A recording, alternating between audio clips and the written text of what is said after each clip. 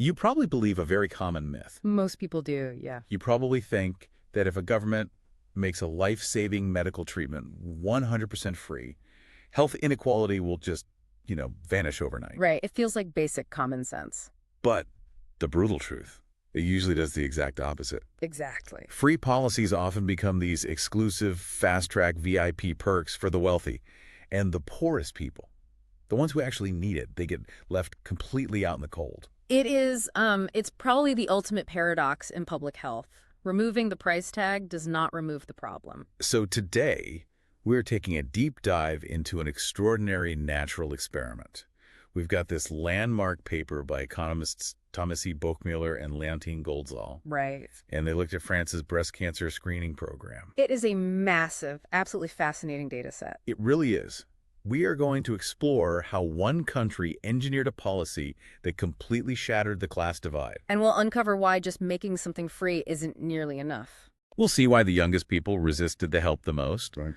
And why the rich actively chose to pay for something they could literally get for nothing. Yeah, the data really turns everything you think you know upside down. Okay, let's unpack this, because we need to start with the stakes. Yeah. What actually decides if a woman with cancer lives or dies? Well, it's not some miracle, doctor. Right. And it's not a $1 million experimental pill. It is just a cold, heartless, ticking clock. Time. Time is everything. Time is the absolute dictator here. Let me drop some terrifying statistics on you. Go for it. Breast cancer kills over 154,000 women in the European Union every single year. That is staggering. And in the U.S., it's about 46,000 annually. But here is the tragedy. If it's caught in the localized stage, before it spreads, What's the survival rate? it is a staggering 99%. 99%. So it's basically guaranteed. Right. But if you miss that window, if that ticking clock goes unnoticed and it hits the metastatic stage. Where it spreads to other organs. Exactly. The survival rate plummets to 26%. Oh my God, wait, 26? Yes. That is a 73% life drain, just completely wiped out simply due to timing. So early screening is literally the only race that matters. It is the only proven self-rescue method we have. So to see who actually gets to run that race, we have to look at France. But not modern France. We're looking at France in the 1990s, right? Yeah, because it serves as history's perfect natural laboratory. Paint a visual for us. Imagine a map of France.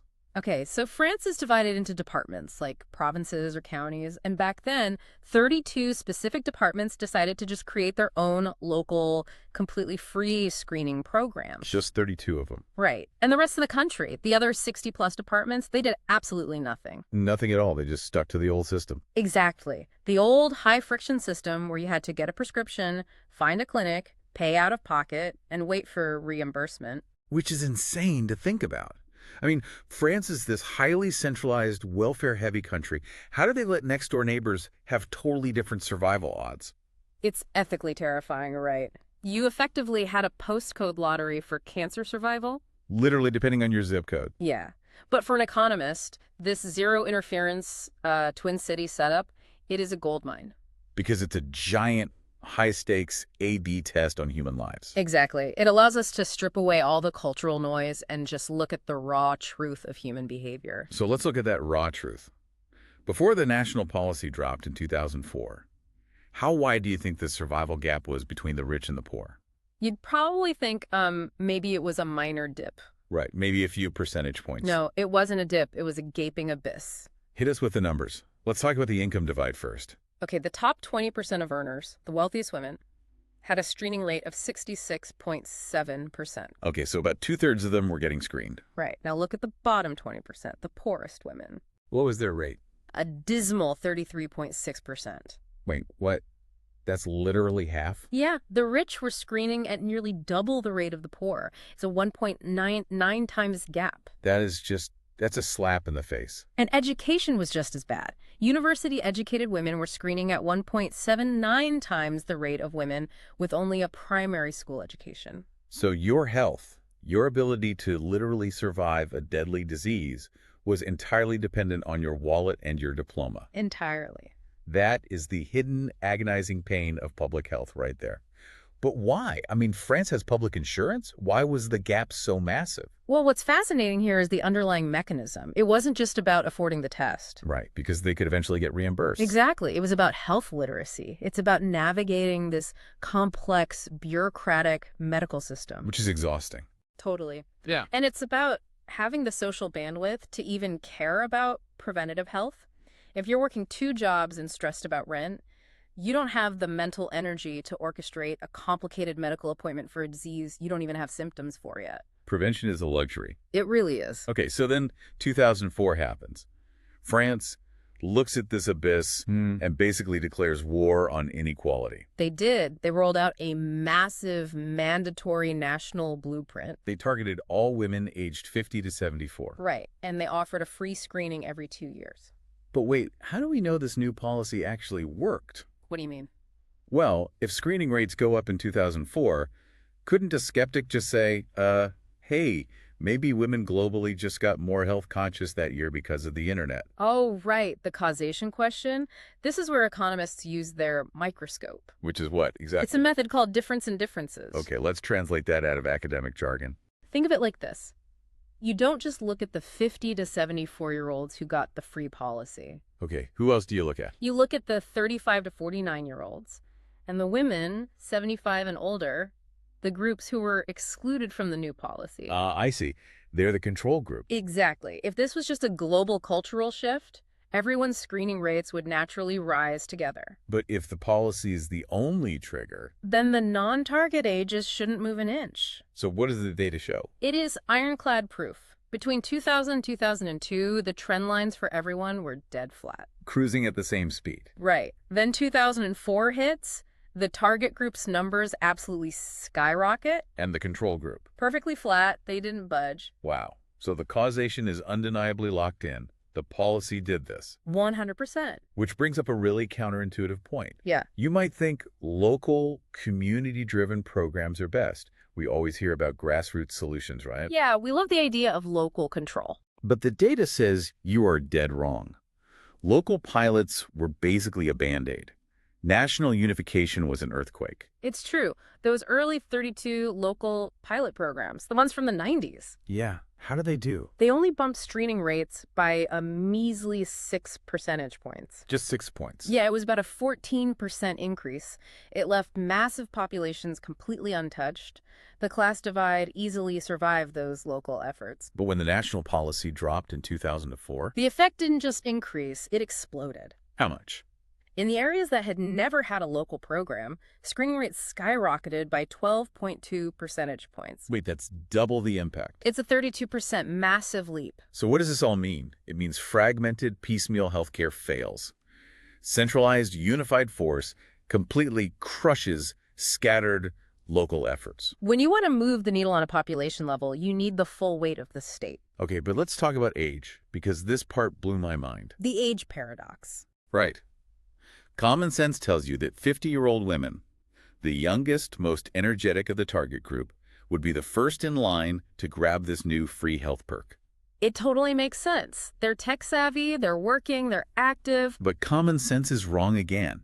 They were actually the hardest to convince. The numbers here are just wild. For the 50 to 54 age bracket, screening only rose by about 9 percentage points. Just 9 points. Okay. What about the older women? The 60 to 69-year-olds surged by 20 points. Oh, wow. And the 70 to 74-year-olds, they violently spiked by 29 points. Wait, 29? The 70-year-olds reacted 3 times stronger than the 50-year-olds. They did. Why? That makes zero sense on the surface. It comes down to the deep psychological mechanics of public health.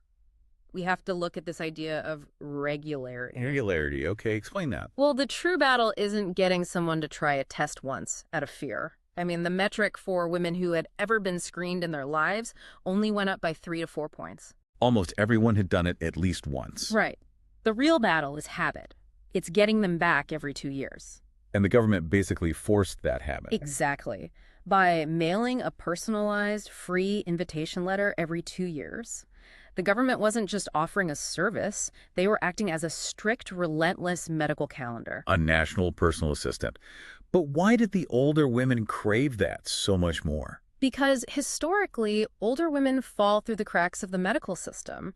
Once you're past childbearing age, the system kind of ignores you. You become invisible. Yeah, so when the government suddenly sends a letter saying, "We see you, here is your appointment," they were starving for that regularity. The 50-year-olds were already managing their own doctors. The 70-year-olds weren't. So the state stepped in and built a structure where none existed. That is incredible. It really is. Okay, so this sets up the absolute most triumphant part of this deep dive. Let's talk about the class divide again. The bankruptcy of tragedy. Right, because economists have this very dark, cynical theory. They say whenever you give away free information or free healthcare, the rich just absorb it instantly. Yeah, and the poor get left even further behind. It's a well-documented phenomenon. But France took that theory and just broke it over their knee. They absolutely shattered it. Let me lay out these earth-shattering numbers for you. Let's look at income first. Let's do it. The poorest, 20% of women, their screening rate rocketed from 33.6% to 54.5%. That is a massive jump. A 20.9 percentage point jump, to be exact. And what about the wealthiest 20%? The ones who usually steal the benefit. They barely moved. They went from 66.7% to 73.3%. So just a 6.5-point bump. Right. So that terrible gap ratio we talked about earlier, it plummeted from 1.99 down to 1.35 in a flash. The poor improved 3 times faster than the rich. Yes. And we saw the exact same miracle with education. How so? Primary school educated women surged by 18.3 points. They hit 50.1%. Wow. But university-educated women, they crawled up by only 6.3 points. So the education gap crashed from 1.79 to 1.26. Exactly. Here's where it gets really interesting. The government actively engineered a reverse tragedy. They bulldozed the wall. By removing the financial friction and literally sending a direct, proactive letter to their homes, they absorbed all the cognitive load for the working class. The bureaucracy navigated itself straight to their mailboxes. But this leads to the most mind-bending question of the whole data set. The rich's choice. Yes. If the government is giving away a world-class, life-saving screening completely for free, why did nearly half of all highly educated, wealthy women actively say no and pay out of their own pockets? It's the ultimate display of privilege. Give us the exact breakdown. Well, 70.3% of low-education women used the free national program, but only 53% of highly educated women did. So almost half the rich opted out. Yeah. They were willingly paying an average premium of €6 after their private insurance just to bypass the free system. But why pay for a free lunch? Time, flexibility, and personalization. It's what we call the opportunistic premium. Ah, they didn't want the government's schedule. Exactly. They wanted to call their specific doctor, book an appointment at exactly 2 p.m. on a Tuesday, and avoid the public waiting room. They bought their own time back. But here's the ironic twist. By being snobs and opting out, the wealthy actually left the free system unburdened. It's a beautiful accident. They left the resources completely open for the poor who truly needed it. Exactly, but it also raises a huge question about trust. Right. Because why did the poorest women trust the government in the first place? If you mail a marginalized community a letter saying, come get a free test, they usually think it's cheap, second-rate welfare. Or some kind of experiment, yeah. So how did France build that mode of trust? Through fanatical, obsessive quality control, they proved it wasn't check welfare. Tell them about the double reading rule. This is key. The policy legally forced 2 independent radiologist readings. If your scan was marked normal by the first doctor, it had to be blindly reread by a second doctor. Just to prevent any missed cancers. Yes. And on top of that, every radiologist was legally required to perform a minimum of 500 screenings a year just to maintain their license in the program. Wait, 500? That's more than one a day?